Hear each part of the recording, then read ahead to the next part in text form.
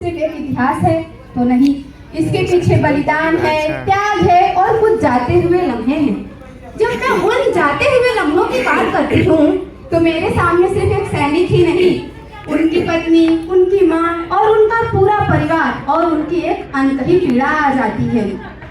जरा सोचिए, जब एक सैनिक देश की रक्षा के लिए घर से बाहर निकलता है तो क्या सिर्फ वो अपना घर ही छोड़कर बाहर जाता है?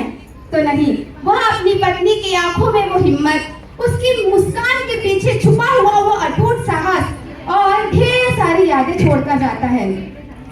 उसकी पत्नी उसे पूरे आत्मसम्मान और पूरे गर्व के साथ विदा करती है, क्योंकि वह जानती है कि देश सबसे पहले है।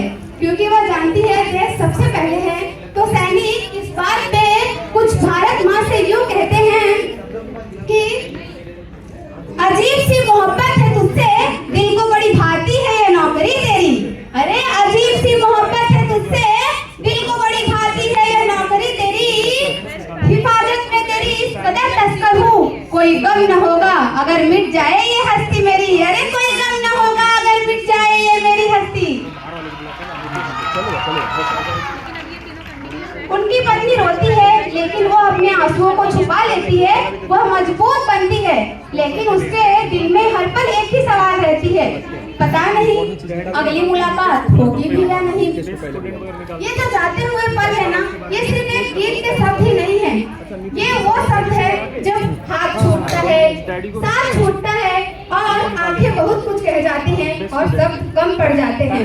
जब एक सैनिक अपने पूरे परिवार को छोड़कर देश की रक्षा के लिए निकलता है, तब कुछ यूं कहकर जाता है कि किसी गजरे की खुशबू को महकता छोड़ आया हूँ, मेरी नन्ही सी चिड़िया को चहकता छोड़ आया हूँ। मुझे सीने से तू अपनी लगा ले भारत माँ, मैं अपनी माँ की बाहों को तरसता छोड़ आया हूँ, मैं अपनी माँ की बाहों को तरसता छोड़ आया हूँ।